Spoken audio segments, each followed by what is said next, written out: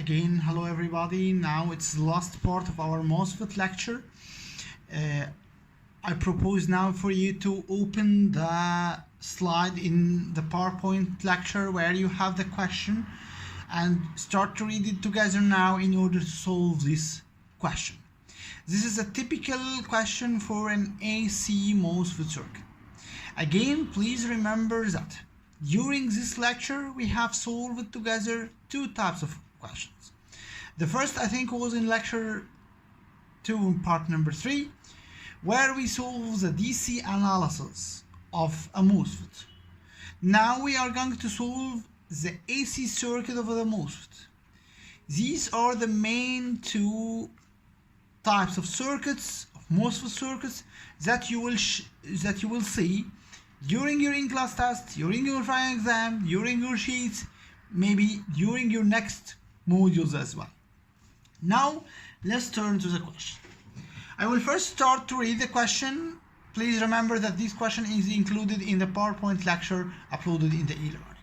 So, for the shown amplifier determines the small signal voltage gain and the input resistance. The transistor has a V threshold of 1.5 voltage. This is the first given.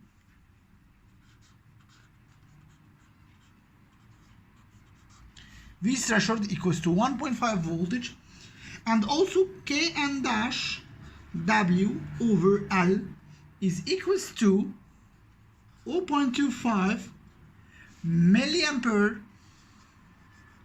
per voltage square. As we agree, in most of the cases, these two parameters, I mean the V threshold and Kn dash W or L, will be given. VA equals 50 volt. Assume a coupling capacitor to be sufficiently large so that they act as a short circuit as the signal frequency of interest. And I will describe this point actually in too much details. Now let's draw the circuit. Here we have the first point in the circuit. We have a capacitor, and then we have a resistance here.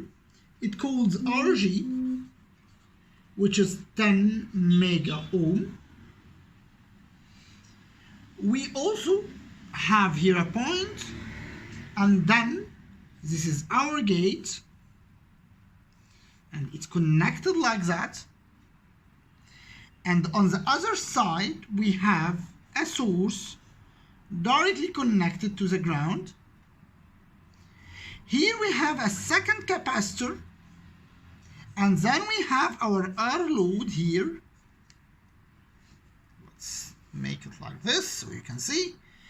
R load here is equals to 10 kilo ohm. Finally, we have a resistance here and a voltage. The resistance is 10 kilo ohm, I think, and a voltage of 15 voltage. This is simply the circuit. Please accept my apologies for very bad drawing, but this is the circuit we are going to solve. You should have from here an AC input, and you should get your output from here. This is the output. So usually our input from the gate and our output from the drain, as you can see, and the source is groundly connected. In some cases, maybe you will face it in the sheet. You will find that the source is not groundly connected. You may have a resistance here. You may have a current source here as well. Okay, let's now start to solve this circuit. As I mentioned in part number 4, in order to make an AC analysis for any circuit, the first step is to make a DC analysis. you have first to find the operating point, the DC operating point. You have to make sure that your MOSFET is working in the saturation region, and what are the values for the VGS, the VDS, and the I drain in the DC. You have to plot the load line, or to first to extract the load line and to plot the load line. Now what we are going to do is to make those steps. Okay, as you know, I believe you quite know that whenever you have a capacitor in a DC circuit, this capacitor will act as an open circuit. That's why this is an open circuit. We will ignore this RL. We will not have it. This is also an open circuit. We don't have an AC source anymore now. We will just replot the circuit knowing that it's a DC circuit. Okay. Now, if I plot it as a DC circuit, I will find something like that. I have here the 15 voltage. I have a resistance here, which is 10 kilo ohm. Usually I write it 10K in order to simplify it. Then we have the drain, something like that. This is the source. This is the V output now. Here we have another resistance. And we have this. And this is a 10 mega ohm resistance. So it's something like that. So now, this is the circuit. This is the DC circuit. First, if you remember part number 3, if you study well, you will remember my first word in order to solve a DC circuit. Please remember that I gate is equals to 0. This current is equals to 0. All the time, I gate is equals to 0. So, when this current is equal to 0, that's why this resistance has no value, as the voltage drop is simply 10 kilo ohms times 0, which is 0. That means this is somehow will be turned to be a short circuit. No current is passing here because the gate current is equal to 0. So you can simply replot it again. Oh, let's consume a lot of papers now, and let's make it like that. 15. This is the 10K. This is our MOSFET. This is ground, and this is a short circuit like that. Simple like that. This is a famous circuit. We discussed this circuit before. Whenever the gate is connected to the drain, now VDS equals to VGS. Simple. That means for sure this MOSFET is working in the saturation region. 100%. No way. VDS is greater than VGS minus V threshold. This is all facts. No worries about that. Now we can determine numbers. How we can make that? Let's now start to write our equations.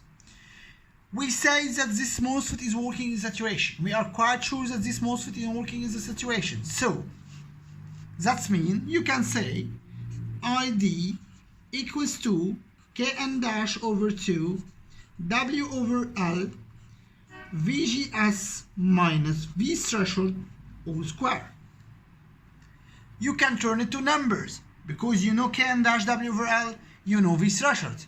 Only two unknowns in this equation, the ID and the VGS. So you can say ID equals 0.25 times 10 power negative 3 over 2. Don't forget these two. Most of the time I forgot it. Times VGS, which is unknown, minus 1.5 all squared.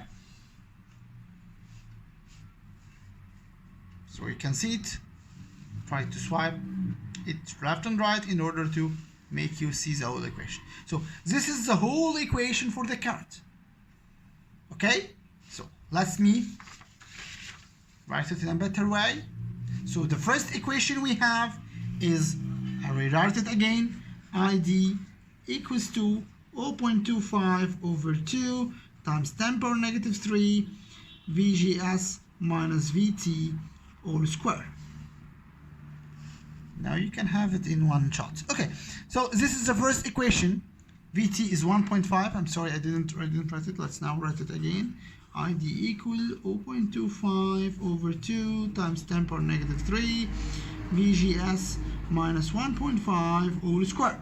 So this is the complete equation for the MOSFET current. Please remember, I got this equation from the fact that this MOSFET is working in the saturation region. So as far as this MOSFET is working in the saturation region, then the current can be expressed in this way. So this is the first equation. Now you can say that, oh, I have two equations and one equation with two unknowns. I don't know ID, I don't know VGS. So I have two unknowns, but I have only one equation. So I have to find the second equation. In all the cases, the second equation will come from the loop equation on the drain and source, this branch. You can write an equation to express the voltage in this, the voltage drop in this branch. Very easy and very simple, like that.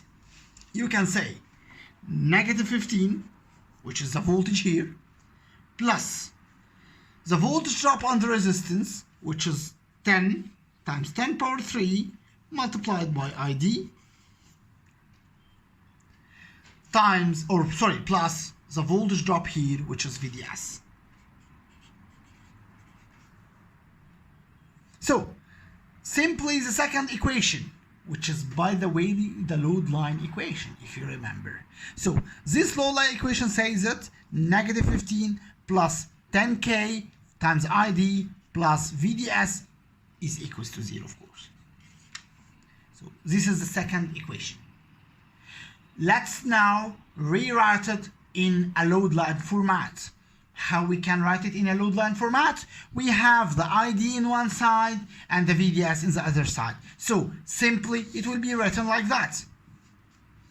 ID equals to 15 volt over 10 times 10 power 3 minus VDS over 10 times 10 power 3. This is the second equation, as you can see here, and this is typically the load line equation. If you remember from part 4, ID equal VDD over RD minus VDS over RD. Typically the same standard load line equation. Here you can say, oh, there is a problem. I have two equations with three unknowns. I don't know ID. Of course, I'm sorry, I write it capital and small. It should be capital as it's now ID. It's now a DC. As I mentioned, usually we use capital letters for DC and small letters for AC. So you can say, oh, we have a problem. We have now three unknowns: ID, VGS, and VDS. They are three unknowns. How can we solve it? We have only two equations. Oh, we have to remember. You told me that VDS equals to VGS due to this short circuit. This short circuit will turn VDS to be equal to VGS. So simply these two unknowns are one unknown. You can rewrite the upper equation in this format. ID equals to 0.25 over 2 times 10 power 3 VDS minus 1.5 all square. Very simple. It's two equations now in two unknowns. ID and VDS are the two unknowns. And you can solve these two equations mathematically in order to get the operating point. By the way, in the exam, you can solve these equations by calculator, I believe. But if you, for any reason, don't have enough time to solve it, please don't waste your time. I'm not going to evaluate your mathematical skills. It's not the time for that. So you can simply say that, okay, this is ID, blah, blah, blah, any data, and this is VDS. Oh, that's all. No problem at all. But, of course, if you can solve it, this will be better, because this will help you in the next section as well.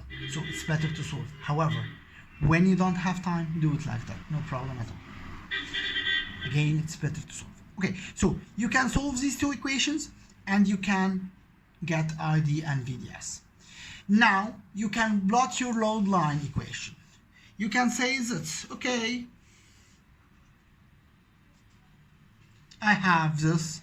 I will now plot this equation. When VDS is equal to 0, the current will be equal 15 over 10K. So it's intersection point here, which is 15 over 10K.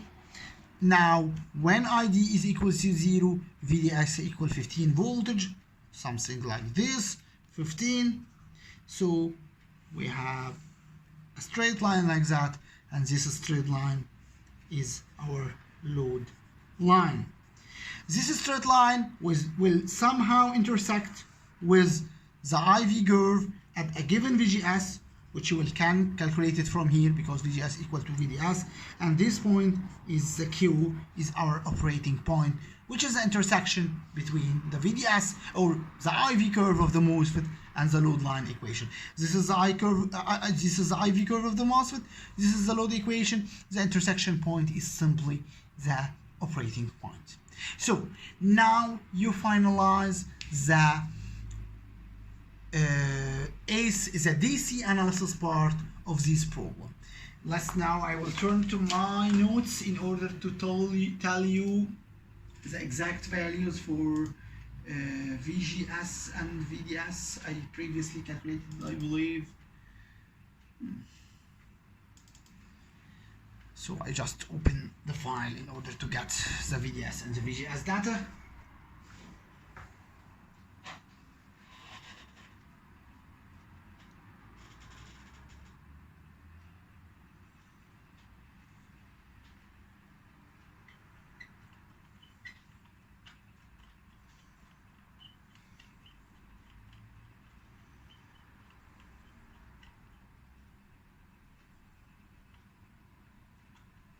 I think I got it somehow here or there. Yes, this is a problem, this is a solution. We have make it somehow. So we got ID and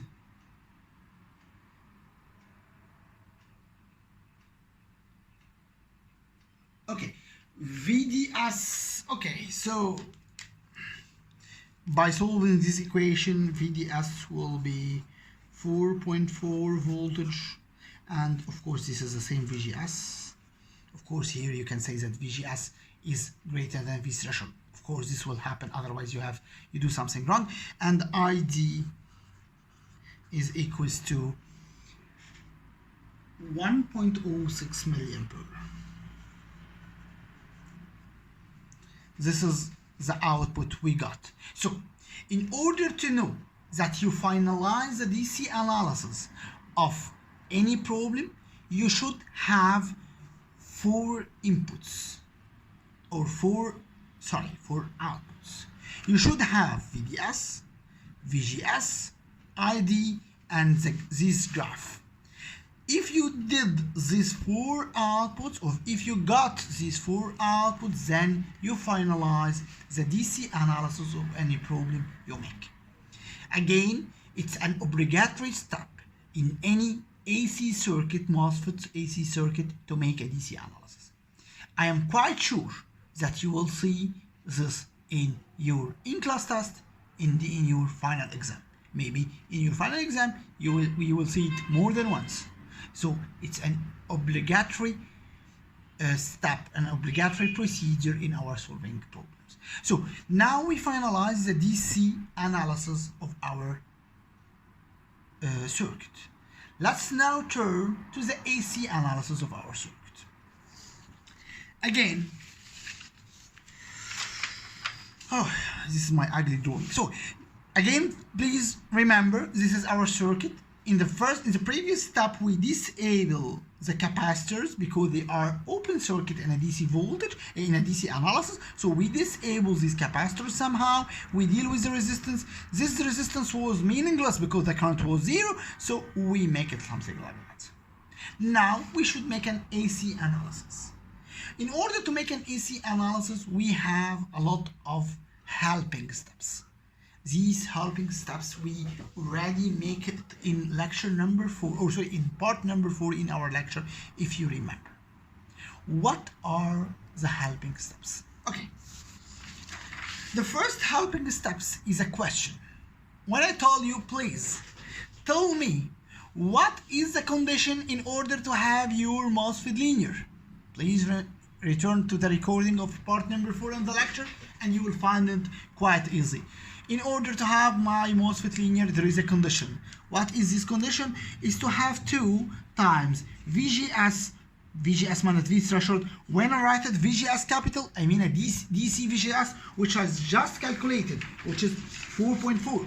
So this is the DC value of VGS, as you can see. So as I told you, whenever you need a linear amplifier, you have to make 2 times VGS minus V threshold much greater than VGS small, which is the input AC signal.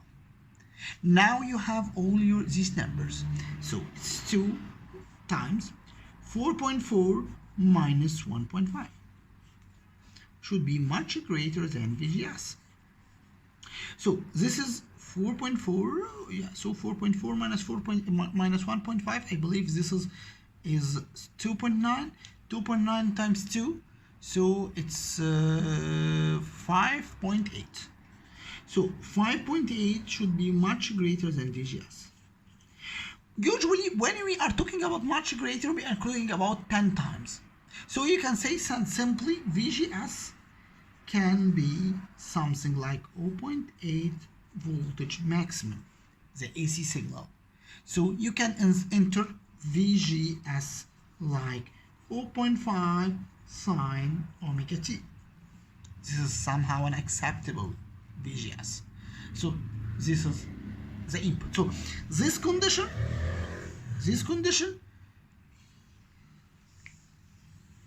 is very important condition.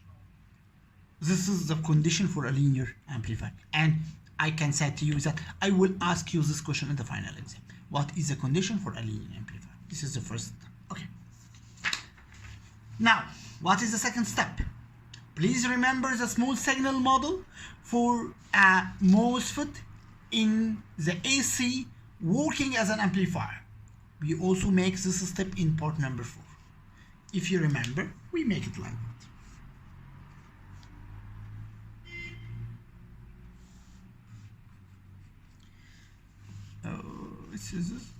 Yeah, okay. This is the gate.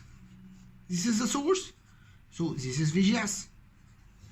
If you remember, here we have an dependent current source.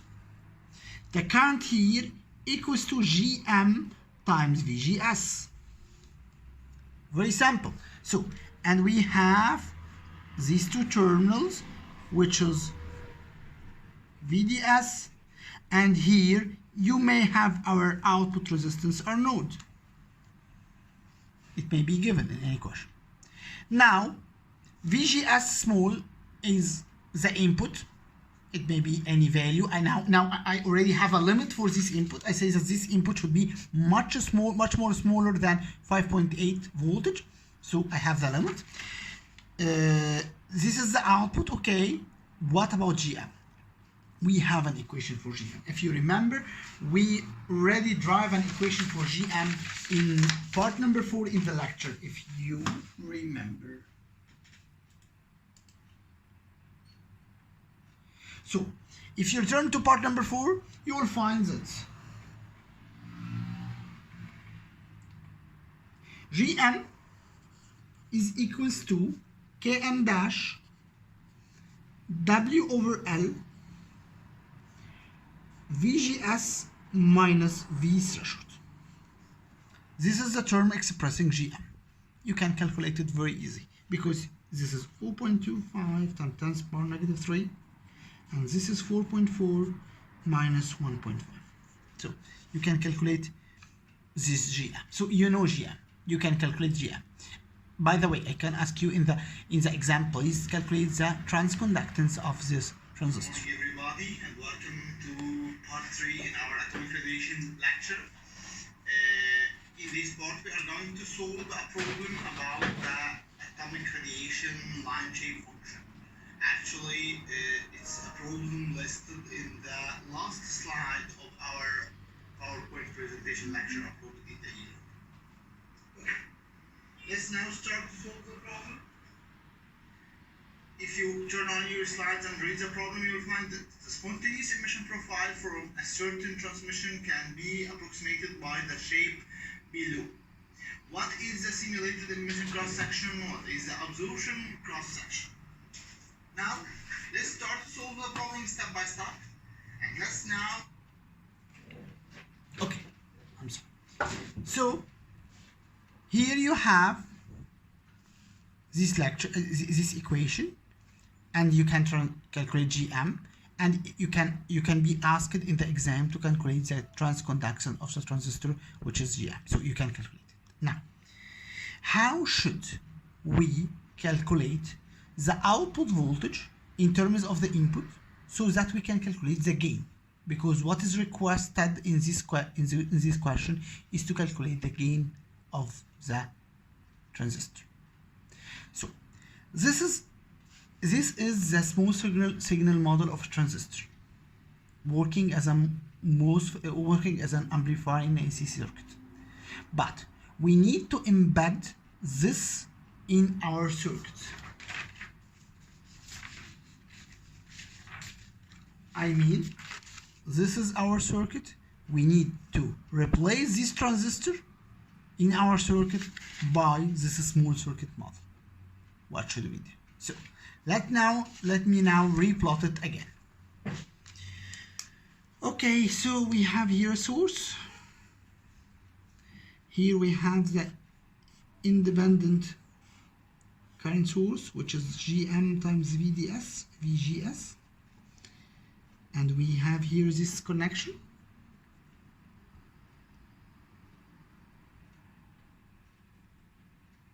Something like that.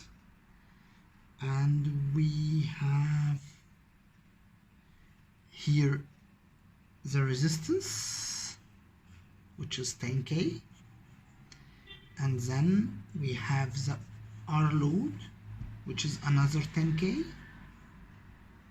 Okay, then we have also here a resistance, which is 10 mega ohm, connecting the drain to the source. If you remember, this is the drain and this is the source and this is the gate, and we have here VGS. I believe this is the circuit. So now in this circuit you will not find any DC source. It's an AC signal model. That's why we call it an AC small signal model. No DC source. All DC sources are deactivated. We have an AC input, we have resistance, and capacitors are treated as short circuits. So you will not find capacitors. This is somehow written directly in the body of the question, that during the frequency of interest, please deal with the capacitors as short circuits. So this is the circuit, as you can see. Now this is the output. Here is the output. And this is the input. So we have now to answer 3 questions. What is the input resistance? What is the output resistance? What is the gain? The gain is simply V out over V in. Very simple like that. Let's start with the gain. The gain is the V output over V in. V in is simply the V small gs. This is the input voltage. What about the output voltage? Now, this current will move like this and will be branched here and there. As you can see, these are 2 resistors in parallel, 10K and 10K. And the current here will move to enter these 2 resistors. So the voltage drop here is simply the current here multiplied by the equivalent parallel resistance of these 2 resistors. But please take care about the direction. The output here is in this direction. This is the plus and this is the minus. However, the current here is flowing in this direction against the polarity of the voltage. So I can say that V out is equals to the current flowing here, which is Gm times VGS, multiplied by the 10K resistance in parallel, 10K times 10K in parallel, which is 5K of course. Simply, this is the input. However, we have to insert a negative sign because, as I said, it's the current direction. So the gain, which is V out over V in, is simply minus Gm times 5 times 10 power 3, which is the equivalent of the 10K and 10K parallel. So this is simply the gain. You know Gm. We already calculate Gm. I think we calculated here, if you remember. So we already calculate Gm.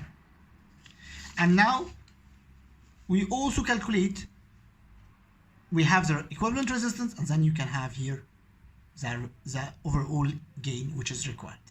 What about the output resistance? Yeah, simply see it from this direction. What you will see? Oh, I will see two resistance here, as you can see, two resistance in parallel. If you remember, when you are measuring the output resistance, you deactivate the current source here, so you will see here two parallel resistance, as you can see. So our output will be just 10K parallel to 10K. That's easy. So this is a 5K resistance. This is the output resistance. So you can calculate the output resistance. Actually, this is here output. You can calculate the gain, and you can plot the small AC circuit model of this MOSFET. These are the requested steps you will follow when you are going to solve any MOSFET amplifier working in AC. Now, this is the end of our MOSFET lecture. We have actually a long MOSFET lecture. It was a 3 weeks MOSFET lecture. Maybe 4 weeks, I don't know. And now it's 5-part video recorded. Now it's the end. I have to clearly say that this is, as I mentioned in the beginning of the lecture, that this is the most important part in the course. Most of the final exam will be directed in this chapter. You have to know clearly how to solve DC MOSFET circuits and AC MOSFET circuits. Thank you for your concentration. Sorry for any interruption, and sorry for my bad handwriting. And see you in the BGT, or the bipolar junction transistor lecture, inshallah.